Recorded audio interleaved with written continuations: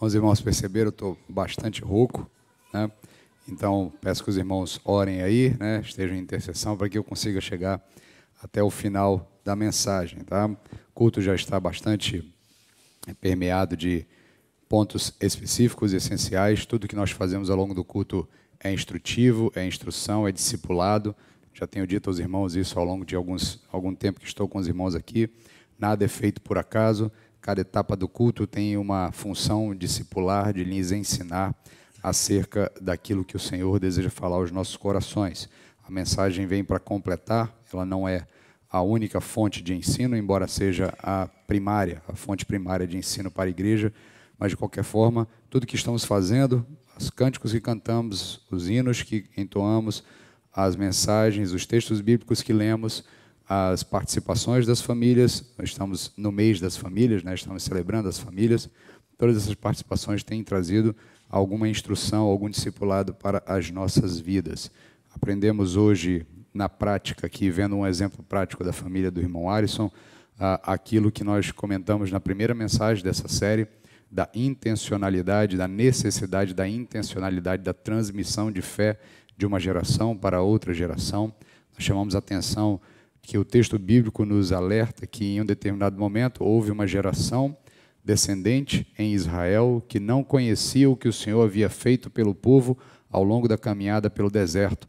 Esse mesmo povo que viu as maravilhas do Senhor não teve a capacidade de transmitir aos seus filhos, às suas próximas gerações, essa mensagem. Então o texto, inclusive, é duro ao dizer que aquela nova geração não conhecia o Senhor, nem o que ele tinha feito pelo seu povo, nem o que ele tinha feito por Israel. O Salmo 108, que os irmãos cantaram, que a família do irmão Alisson cantou, ele reflete exatamente a instrução para que aquilo nunca mais aconteça.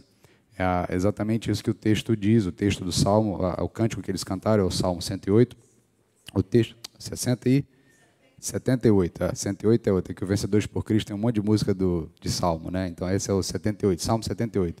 O Salmo 78, o salmista, ele pretende essa exatamente a orientação oposta, para que nunca mais em Israel se aconteça isso, uma geração transmitindo sempre a outra geração aquilo que o Senhor fez em favor do seu povo. E hoje eu quero dar continuidade a essa série de mensagens sobre a identidade bíblica da família. Nós estamos, juntamente com a Junta de Missões Nacionais, Junta de Missão Batista, nesse processo. Todos os dias nós estamos compartilhando pelas nossas redes sociais, nosso aplicativo e pelo WhatsApp, uma pequena devocional temática sobre a identidade da família em diversos aspectos. Como eu já disse aos irmãos, todas essas devocionais compõem o que a gente vai meditar aqui ao domingo, de forma que os irmãos são convidados a participar dessas devocionais diariamente. Então, se você ainda não pegou nenhuma, não ouviu nenhuma, nós já estamos hoje na 21ª, serão 31, mas você pode encontrá-las todas lá no aplicativo da igreja, IBO PVH, IBO Espaço PVH, na sua loja de aplicativo. Você pode também ir à nossa rede social, ao Instagram. Todos os posts vão estar lá, né, diários, marcando qual é o dia, o texto base, e lá embaixo tem um link para você ir para um site onde você consegue visualizar, ou melhor, ouvir todas essas mensagens. Se você também precisar, você pode procurar no YouTube, você vai achar uma playlist lá no canal da Junta de Missões Nacionais, no canal 3.16, esse é o nome do canal, 3.16, tem a ver com João 3,16, então você pode procurar lá, vai ter uma playlist com todas as devocionais. É a partir de lá que a gente compartilha pelo nosso aplicativo. Então você pode acompanhar por todas essas fontes. Mas hoje eu quero falar com os irmãos sobre o casamento. E exatamente porque eu estou bem rouco, estou com uma dificuldade maior, eu vou me utilizar da própria palavra de Deus. Nós vamos ler bastantes textos bíblicos e eu quero deixar claro para os irmãos que tudo que nós afirmamos aqui como igreja e afirmamos de púlpito sobre o casamento, especialmente na mensagem de hoje, está única e exclusivamente baseado no texto bíblico. Então eu peço a sua atenção, porque isso aqui é essencial para nós, é necessário para todos nós, para todos os núcleos familiares, independente da experiência que você já tenha tido com o casamento. Então, Primeiramente, eu quero convidar você a ler o texto base, Gênesis capítulo 2, verso 18. Gênesis capítulo 2, verso 18, ele deve estar projetado na tela aqui acima, para que você possa acompanhar. Quem está acompanhando de casa também vai ver projetado na sua tela. O texto nos diz o seguinte: disse mais o Senhor Deus, não é bom que o homem esteja só. Eu lhe farei uma ajudadora que lhe seja adequada. Eu lhe farei uma ajudadora que lhe seja adequada. Uma frase que nós temos repetido ao longo de todas as mensagens é que a nossa identidade, ela não é definida por aquilo que pensamos ou por aquilo que sentimos. A nossa identidade é definida por Deus. Deus é quem identificou-nos como somos. Ele que nos identificou como homens, nos identificou como mulheres, nos identificou como marido, como esposa, nos identificou como pai, como filho, como mãe, como avós, como participantes do corpo. Deus definiu essas identidades e elas estão plenamente expressas no texto bíblico. Não é diferente com o casamento. O casamento também não é definido pela sociedade, não é definido pela lei, não é definido pelo governo, não é definido por quem quer que seja. O Senhor Deus definiu o casamento. A criação é dele, a instituição é dele. Ele criou o casamento. O casamento não é uma invenção humana.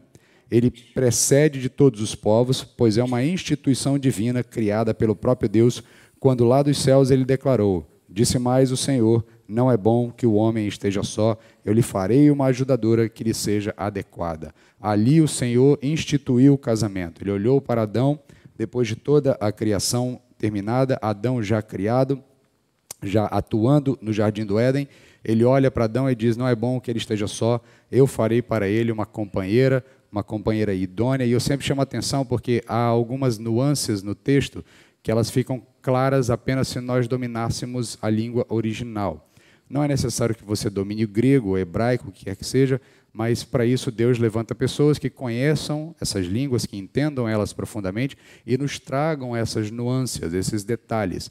Quando o texto bíblico fala de uma mulher, de uma ajudadora adequada, ou de uma ajudadora inidônea ou idônea, uma das versões também vai usar essa expressão, a ideia no original é que Eva não é um outro ser. Eva é exatamente Adão ao inverso.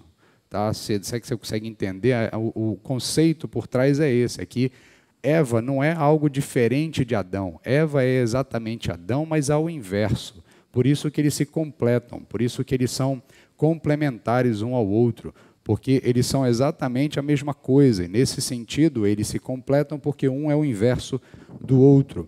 Então, isso já deixa claro desde o início que Deus não cria divisões no casamento, nem uma posição superior, uma posição inferior.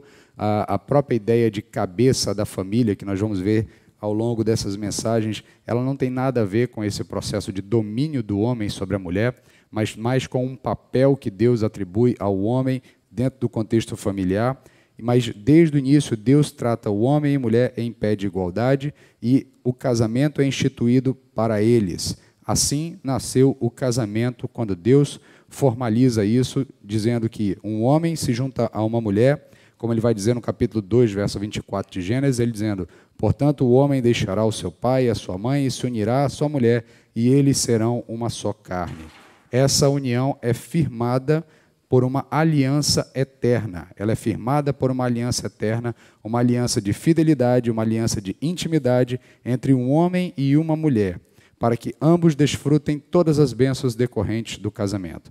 Contudo, nós temos visto que esta instituição tem sofrido bastante ataques. Nós vivemos em uma sociedade, que eu tenho dito aos irmãos, uma sociedade líquida, onde os conceitos não podem mais ser rígidos, eles não podem mais ser fixos, eles não podem mais ser pré-determinados, eles têm que ser maleáveis e têm que se encaixar aos moldes de cada tempo. Então, hoje em dia mesmo, você já não sabe exatamente o que é casamento. As pessoas podem dizer que quando duas pessoas se juntam, isso já é o suficiente, há um casamento. Outras entendem que um namoro com um pouco mais de compromisso já se tornou um casamento. Ou a própria ideia de que dois indivíduos de um mesmo tipo de gênero podem se juntar e se tornarem uma só carne, se casando, quando o texto bíblico é muito claro sobre isso. E nós enfrentamos um tempo em que nós precisaremos nos firmarmos. Se desejarmos manter uma identidade bíblica da família, nós, como igreja, precisamos entender o que a Bíblia nos diz sobre casamento. E a Bíblia deixa claro que o casamento é uma união heterossexual entre um homem e uma mulher, uma união monogâmica heterossexual entre um homem e uma mulher, um único homem e uma única mulher. Esse ataque que é feito a essas instituições, e especialmente a instituição da família, ele tem o objetivo de balançar, de trazer algum tipo de desconforto, porque todos nós sabemos que a família é a unidade de qualquer sociedade. Qualquer sociedade nasce com um grupo de famílias. O irmão Alisson citou aqui na sua experiência, na sua história, a sua família trafegando de um lugar para o outro do Brasil e se encontrando com outras famílias e ali iniciando e desenvolvendo trabalhos evangelísticos, trabalhos na igreja, e essas famílias vão se encontrando ao longo do tempo em outras cidades, em outros lugares. Isso mostra que a família é esse núcleo essencial de qualquer sociedade e ele está na base da estrutura. E se você destrói a base dessa estrutura, se você esfarela essa base dessa estrutura, o que certamente acontecerá é que toda a estrutura ruirá. Então, o ataque à base danifica toda a estrutura, consequentemente, o ataque ao casamento refletirá em toda a sociedade. Eu tenho dito aos irmãos, em outros tipos de conversas, especialmente na escola bíblica aqui, nós vivemos tempos de mudanças conceituais sobre diversas coisas, sobre o que é gênero, o que é homem, o que é mulher, o que é pai, o que é mãe. Hoje mesmo a gente estava conversando que no Dia das Mães, a Universidade Federal aqui do nosso estado parabenizou as mães de pet, né? As mães de cachorrinhos, de animais de estimação. Nada contra você ter um animal de estimação, mas o seu animal de estimação não é seu filho, ele é seu animal de estimação. E, nesse sentido, a gente precisa entender, porque quando você pega a posição maternal e reduz ela a apenas alguém que cuida de um animal, você está esvaziando o conceito de algo que é muito superior. E aí chega ao ponto de, em outros momentos, em alguns outros tipos de instituições, a gente dizer que a maternidade ela está para todos, para homens, para mulheres, e quando todo mundo for mãe, ninguém vai ser mãe. Quando todo mundo for pai, ninguém mais vai ser pai. Porque se todos são a mesma coisa, então não há mais diferença, não há mais papéis a serem divididos, não há mais identidades a serem reconhecidas. Então, nesse sentido, é importante que nós entendamos que, como igreja, nós precisamos olhar para o texto bíblico e entender que o texto bíblico nos apresenta essas identidades. E, independente do que venha, independente das retaliações, independente das oposições que nós enfrentaremos, como igreja do Senhor, se nós cremos que, de fato, esta Bíblia é a palavra de Deus, nós confessaremos a identidade bíblica do casamento segundo o texto bíblico. Então, o objetivo desse ataque é desconstruir essa base sólida e, consequentemente, destruir, desmoronar a própria sociedade em si. E eu quero hoje, a partir de 3 tópicos, de 3 lições ou 3 pontos em que o casamento tem sofrido ataque ao longo dos últimos anos, tirar para nós algumas lições para as nossas vidas. O primeiro ataque que o casamento tem sofrido está no próprio ato da dissolução desse casamento. Então, a desvalorização do casamento por meio da dissolução do matrimônio ou o divórcio. O texto de Mateus, capítulo 19, verso 6, nos diz o seguinte, o evangelista Mateus, falando das palavras do próprio Jesus. Tá? Acho interessante que a gente, apenas um parênteses aqui, acho interessante que em alguns determinados momentos a gente está conversando com outras pessoas e as pessoas olham para Jesus e dizem assim, não, eu gosto de Jesus, Jesus fala palavras boas, eu gosto das palavras de Jesus, Jesus é algo a ser inspirado, é algo a nos dar alguma inspiração, as palavras de Jesus são as boas. Essas palavras que eu vou dizer aos irmãos são palavras de Jesus. Jesus repete as mesmas palavras que Deus falou no Gênesis. Ele diz, assim não são 2, mas uma só carne. Portanto, o que Deus uniu, o homem não separe. Isso aqui não é o evangelista falando. Isso aqui é o próprio Jesus. Isso aqui é Deus encarnado. Então, se nós confessamos Jesus, nós reconhecemos que esta palavra é uma palavra divina. Então, logo, Jesus deixa claro para nós, aquilo que Deus uniu, o homem não separa. Em nossa sociedade, o divórcio é legalmente permitido e até se tornou moralmente aceitável. Porém, o divórcio é a dissolução de uma aliança que, aos olhos de Deus, não pode ser quebrada. Deus abomina o divórcio. Eu sei que é duro nós ouvirmos isso, porque nós vivemos em uma sociedade que estimula muitas vezes. Uai, não deu certo dessa vez? Acaba, encerra, tenta de novo, porque o importante é ser feliz. Eu sei que alguns irmãos já experimentaram, já passaram pelo divórcio, já constituíram novos casamentos, e com isso encontraram felicidades, e muitas vezes as pessoas acham que esse tipo de experiência é uma espécie de salvo-conduto, para dizer, não, isso é no tempo de Jesus. Hoje, nos nossos dias, a coisa é diferente. Contudo, Jesus Cristo deixa claro para nós que Deus não aprova o divórcio, Deus não tolera o divórcio, Deus, na verdade, abomina. Convido você a ler comigo Malaquias, capítulo 2, verso 16. O profeta Malaquias, falando como boca de Deus ao povo de Israel, ele deixa claro, dizendo o seguinte, Malaquias, capítulo 2, verso 16. Pois eu odeio o divórcio e também odeio aquele que se veste de violência, diz o Senhor de Israel. Portanto, cuidai de vós mesmos, diz o Senhor dos Exércitos, e não sejais infiéis. 1 Coríntios capítulo 7, verso 10, o apóstolo Paulo falando aos casados, os irmãos em Corinto, falando aos casados, ele deixa claro, 1 Coríntios capítulo 7, verso 10, no entanto, ordeno aos casados, não eu, mas o Senhor, que a mulher não se separe do marido. Quero chamar sua breve atenção para esse texto, porque talvez ele gere em você algum tipo de confusão, e eu quero deixar claro. Primeiramente, o apóstolo Paulo fala aos casados, e depois ele dá uma ordem específica às mulheres. Aqui o apóstolo Paulo está muito preocupado com a condição da mulher no seu tempo, porque a mulher no seu tempo, que é divorciada, tem muito mais dificuldade de conseguir reestruturar uma família e voltar ao casamento, e ainda que consiga um casamento, ela dificilmente conseguiria um casamento nos mesmos moldes ou no mesmo tipo de trato de igualdade, de trato negocial mesmo que ela teve no primeiro casamento. Mas a ordem que o apóstolo dá é primeiramente aos casados. Então ele não está dando ordem apenas à mulher, ele está dando ordem aos casados, deixando claro, ordeno aos casados, não eu, mas o Senhor, que a mulher não se separe de seu marido. A ideia aqui é que o apóstolo Paulo deixa claro que o casamento é uma união feita por Deus. O casamento é uma união feita por Deus. Em 2021, no auge da pandemia, quando nós estávamos encarcerados em casa por conta das restrições, quando a maioria dos casais estavam passando mais tempo juntos, obrigados a passar mais tempo juntos, obviamente por causa da mudança da rotina, segundo alguns registros de instituições de pesquisa, o Brasil bateu o recorde de divórcios. Foram quase 86 mil divórcios registrados no ano de 2021. Então, enquanto as pessoas passaram mais tempo juntas, elas acabaram não suportando essas relações e os estresses naturais de todas as restrições que estavam sendo vividas, mas a estrutura familiar não foi o suficiente para manter essas famílias juntas. Boa parte delas, de fato, chegaram ao divórcio definitivo e se separaram de uma vez por todas. O projeto de Deus é que o casamento seja indissolúvel.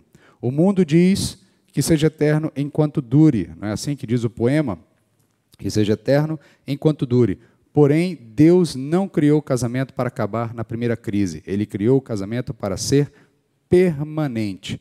Essa sociedade pós-moderna enaltece o divórcio e a sua concretização, entretanto, traz traumas, feridas na alma, traz todo tipo de dificuldade. No meu trabalho secular, eu trabalho em um órgão público, no Ministério Público, e uma das áreas em que eu atuo, acompanho alguns processos, é na área familiar.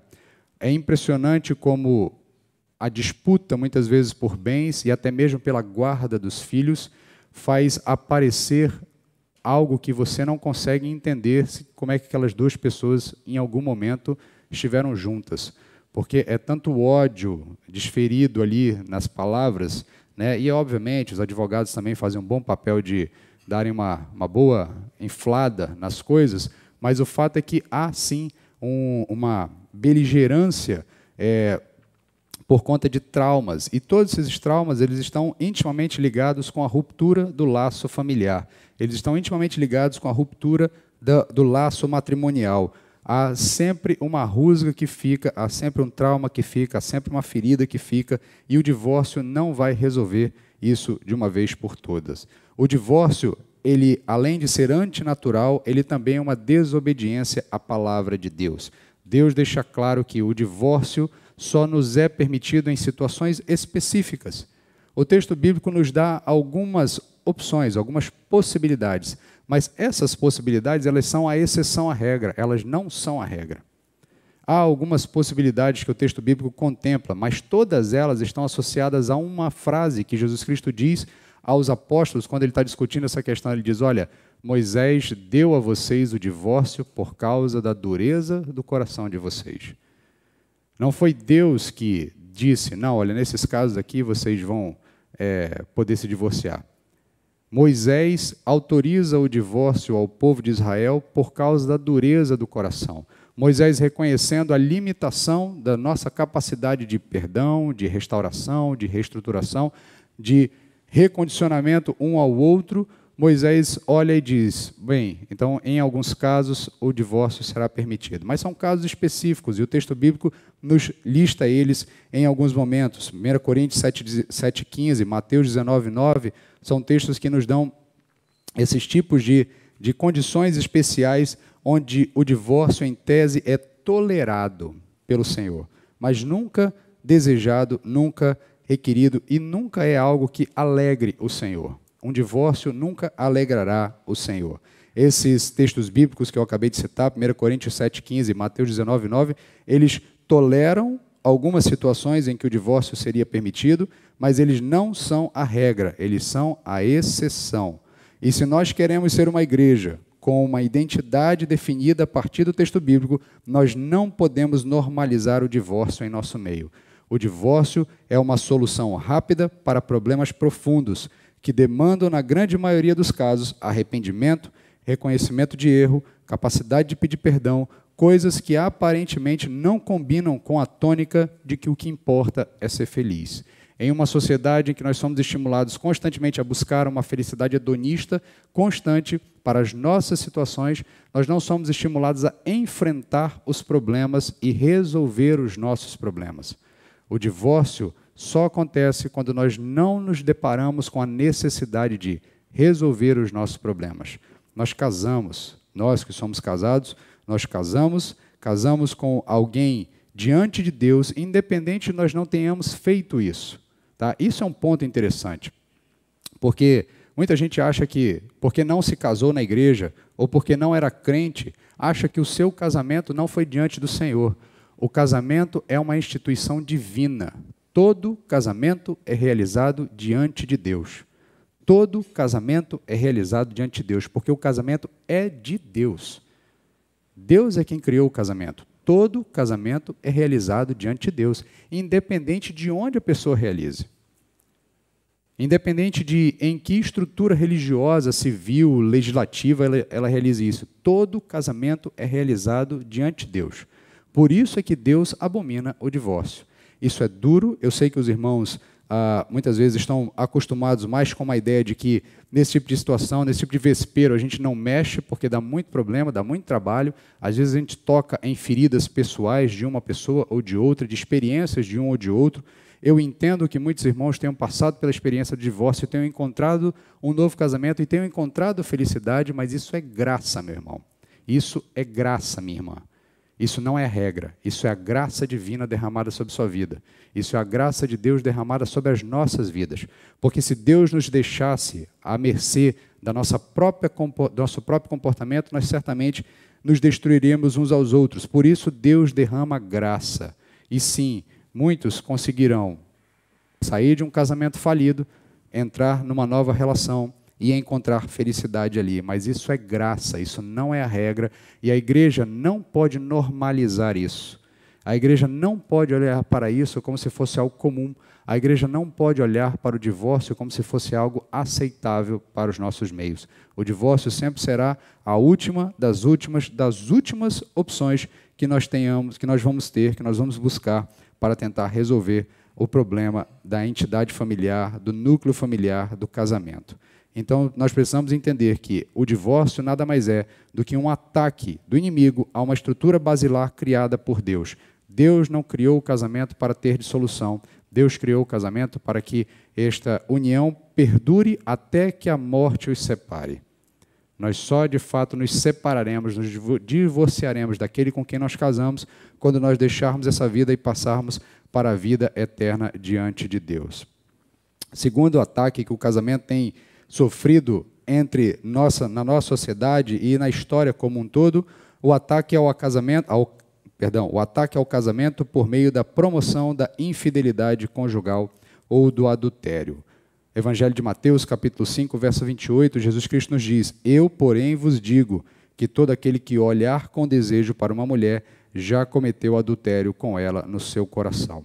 Nós trabalhamos isso aqui ao longo de alguns estudos no Sermão do Monte, na Escola Bíblica Dominical. Nos debruçamos com mais detalhes sobre esse texto em si e sobre o que mais Jesus fala ao longo desse trechinho específico aqui do Sermão do Monte, mas a infidelidade é a quebra dessa aliança matrimonial. E isso começa com estímulos sutis, sorrateiros. O reverendo Hernando Dias Lopes nos diz, em um dos seus sermões, ele vai dizer que o mundo pós-moderno desvaloriza a instituição do casamento. E exatamente porque ela desvaloriza a instituição do casamento, ela cria artifícios sutis para que a gente se sinta à vontade em dar uma leve, pequena ou rápida pulada de cerca.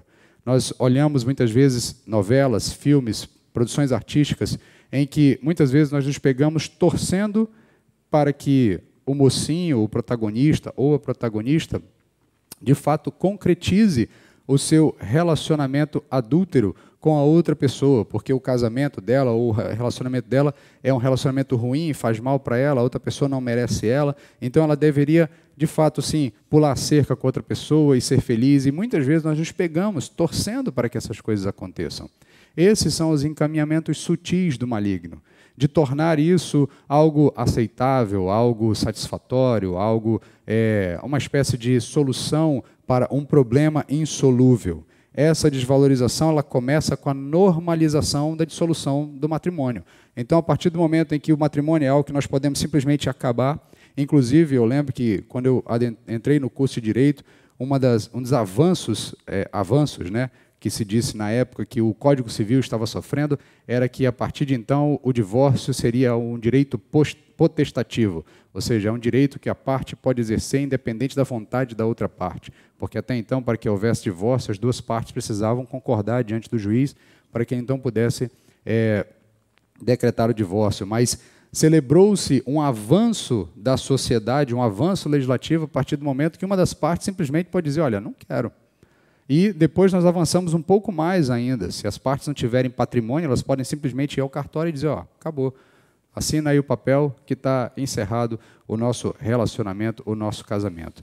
Então, quando a gente começa normalizando isso, e nós começamos então, a partir daí, a criar uma certa glamorização da infidelidade conjugal com propagandas, e-mails, mídias, propaganda de perfume, propaganda de carro, propaganda de viagem, propaganda de hotel, tudo isso cria esse ambiente de luxúria, esse ambiente de glamorização da infidelidade, esse ambiente de que o que é feito escondido é mais gostoso, é mais interessante, as pessoas se sentem mais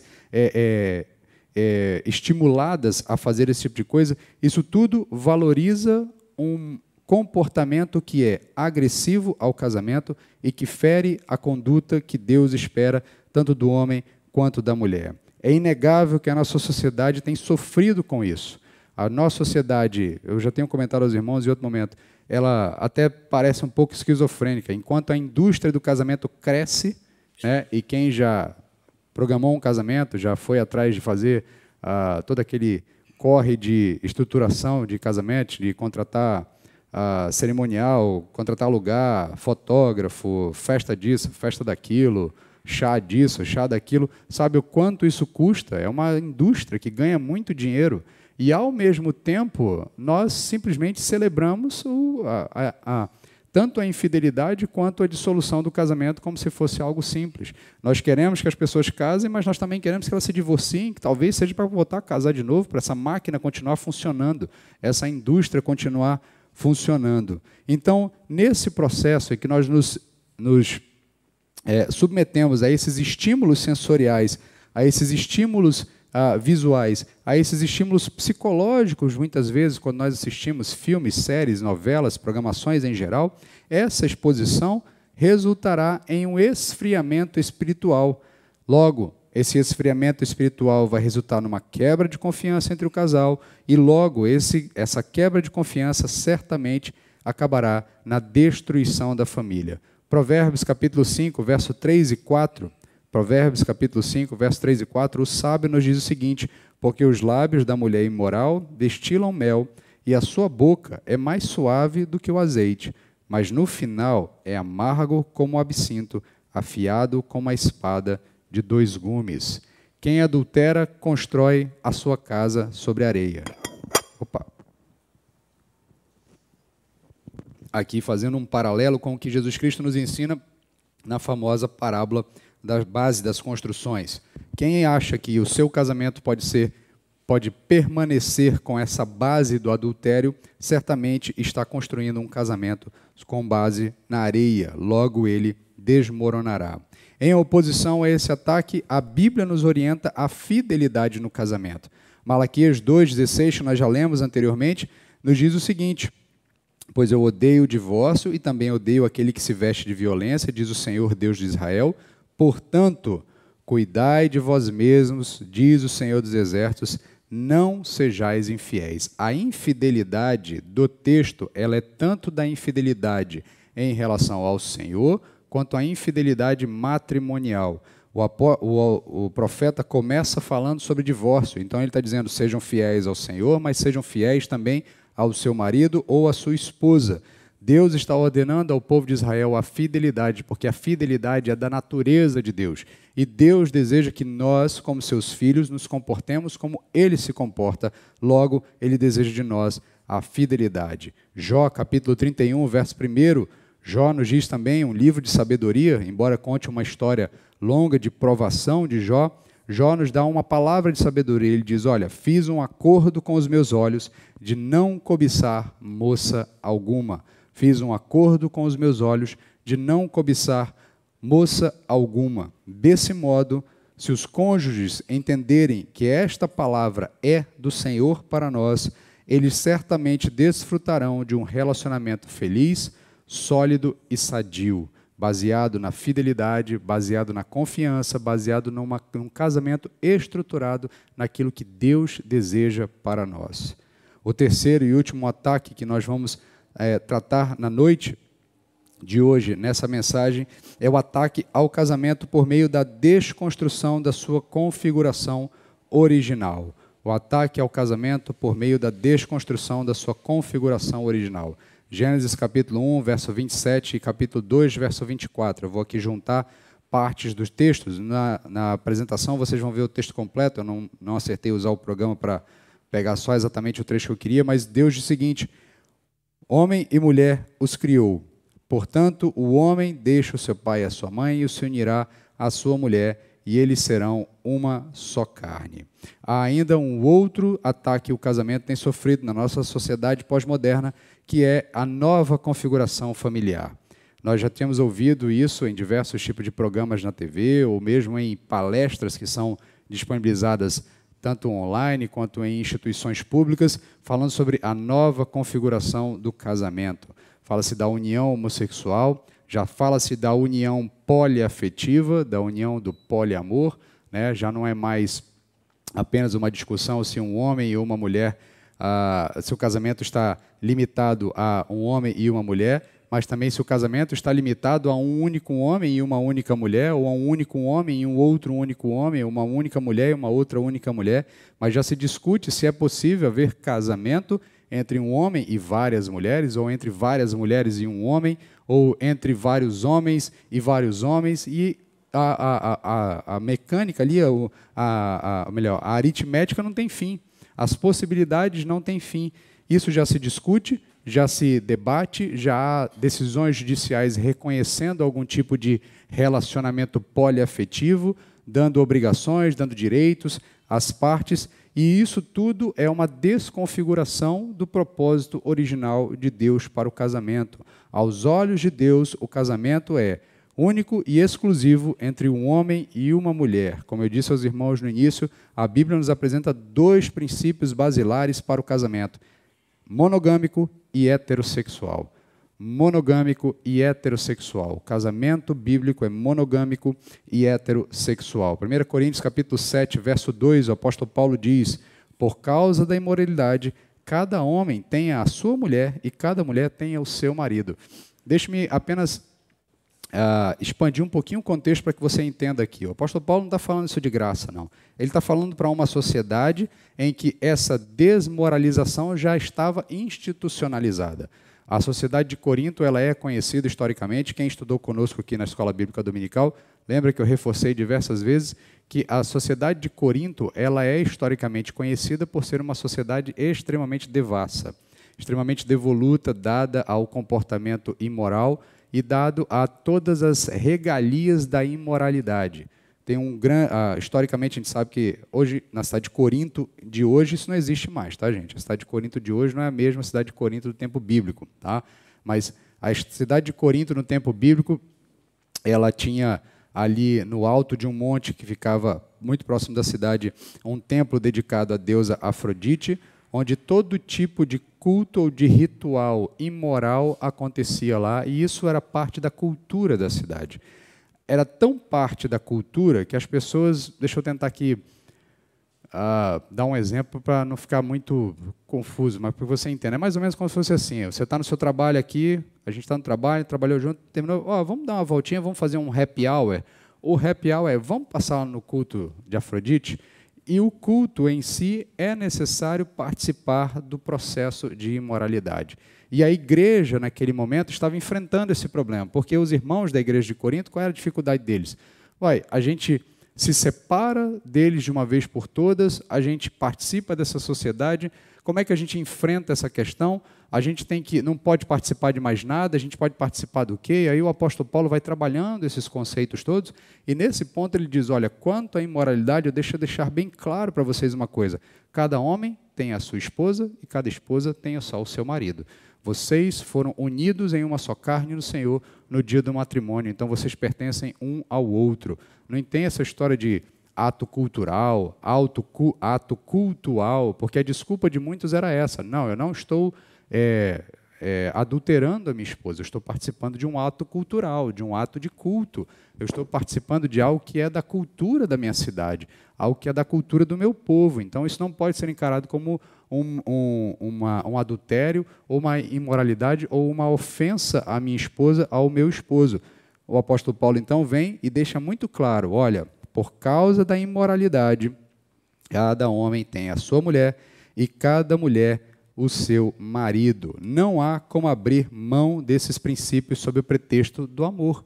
Hoje em dia também nós vivemos esse tipo de conceituação. Sob o pretexto do amor, a gente então se permite vivenciar todo tipo de experiências, e nesse processo a gente começa a olhar para essas novas configurações, e muitos de nós são tentados a olhar para elas e dizer assim: mas eles se amam. Eles se amam, então é certo eles estarem juntos. Eles cuidam um do outro, eles tratam bem um ao outro, eles são carinhosos uns com o outro. E aí, no caso de casamentos homoafetivos, né, eles se amam de verdade, eles cuidam muito bem um do outro, até são mais fiéis do que casais heterossexuais, são mais amorosos do que casais heterossexuais. Isso não muda o fato de que isso é abominável ao Senhor. Não há casamento homossexual diante do Senhor.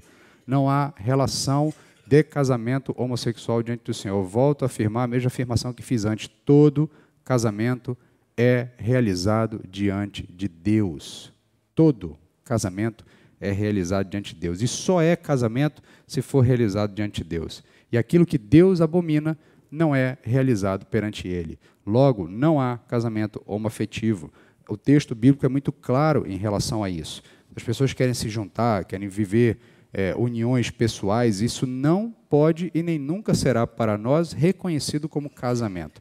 Como uma igreja bíblica, como um povo da Bíblia, nós precisamos afirmar a nossa identidade e a identidade do casamento a partir do que o texto bíblico nos ensina.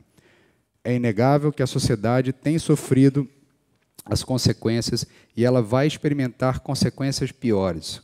tinha dito no início, eu acabei divagando por outro assunto e não finalizei o pensamento, mas o fato é que nós enfrentamos uma onda de transformações culturais e sociais.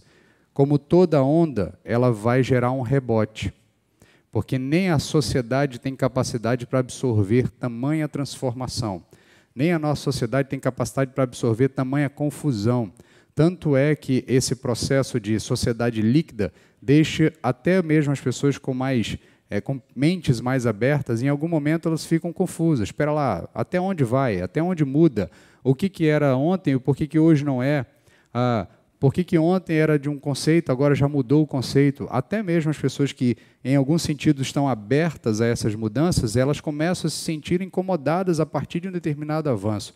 Isso fatalmente desembocará em um rebote. E nesse rebote nós teremos diversos núcleos, aparentemente familiares, destruídos pela banalização da união entre homem e mulher, por meio de divórcio, pela banalização da infidelidade conjugal, pela banalização do próprio casamento, onde vai ter daqui a um tempo esse rebote de pessoas que não sabem mais o que são ou o que querem ser, e isso vai gerar uma série de problemas. E a igreja precisa estar firmada nos seus conceitos, nos seus princípios, porque quando esse rebote vier, essas pessoas procurarão socorro, e elas só encontrarão real socorro naquilo que Deus tem para as suas vidas, naquilo que Deus tem para a transformação genuína de suas vidas.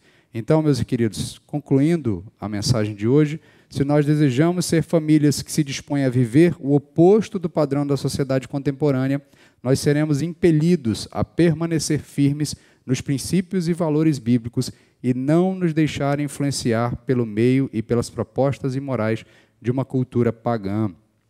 Todos os dias deveremos lembrar daquilo que o apóstolo Paulo nos diz em 1 Coríntios capítulo 6, verso 12. Todas as coisas me são permitidas, mas nem todas são proveitosas. Todas as coisas me são permitidas, mas eu não me deixarei dominar por nenhuma delas. O sucesso do seu casamento será viver junto do seu cônjuge de forma fiel, de forma monogâmica, genuína e fiel. As Escrituras nos revelam que o casamento aponta para algo que é maior do que ele. O casamento nos ensina sobre a união de Cristo com a igreja. O casamento é o paradigma que Deus usa para nos ensinar sobre a união de Cristo com a igreja. Dessa maneira, meu querido, tenha convicção de que o seu casamento está fundamentado em bases bíblicas. Não haverá ataque suficientemente forte para destruí-lo. O desejo de Deus é que o casal que vive o casamento e nele aplica os seus ensinos desfrute das benesses do matrimônio, do qual Deus é o autor. Que Deus aplique aos nossos corações essa palavra. Eu entendo perfeitamente que ela não é a palavra mais palatável para uma sociedade extremamente milindrada por uma série de questões, uma série de conceitos, de alterações, mas isso é o que o texto bíblico nos fala sobre o casamento. Isso é o que o texto bíblico nos ensina sobre o casamento. E se nós queremos ter sucesso nesta instituição, nós precisamos nos agarrar ao que o texto bíblico nos ensina sobre ela.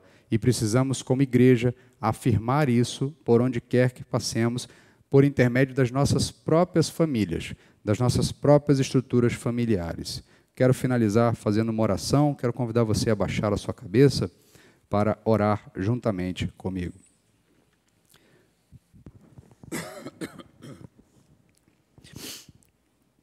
Senhor Deus, eu te peço agora, Pai, que a Tua palavra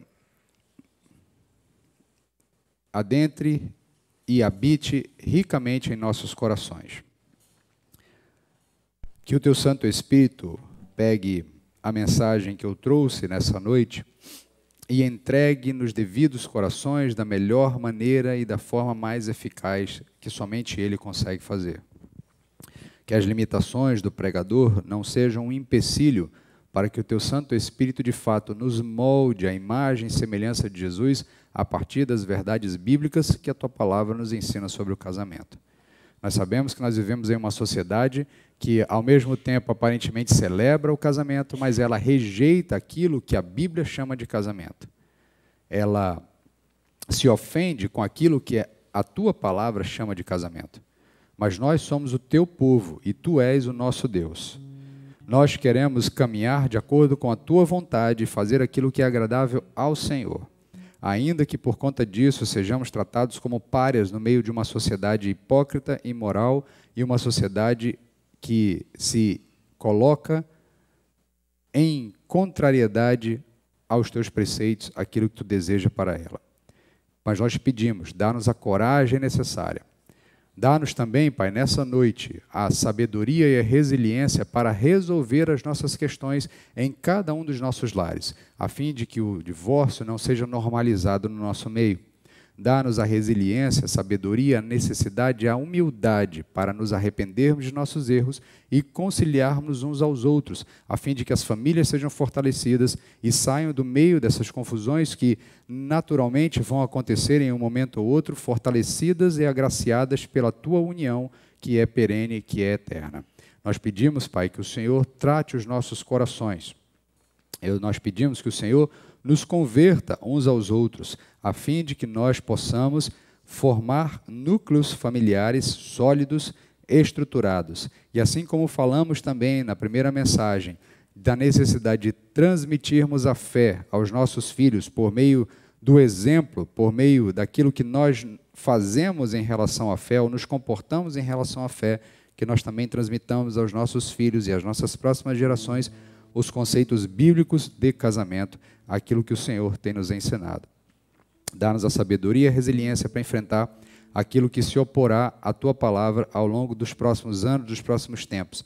Sabemos que vivemos tempos difíceis, mas o Senhor é vitorioso, o Senhor já venceu, a Tua palavra nos é garantida de que Cristo já venceu, Ele já triunfa, já reina sobre todas as coisas. E é confiado nesse Cristo vitorioso, que já concedeu a vitória à igreja, que eu oro, que eu intercedo pelos meus irmãos, que eu intercedo pela minha casa, pela minha família e pela família dos meus irmãos e amigos que estão aqui presentes nessa noite, a fim de que o Senhor derrame graça sem medida sobre nós, a fim de que sejamos exemplos moldados à imagem e semelhança de Cristo Jesus, em nome de quem nós oramos. Amém. Amém, meus queridos.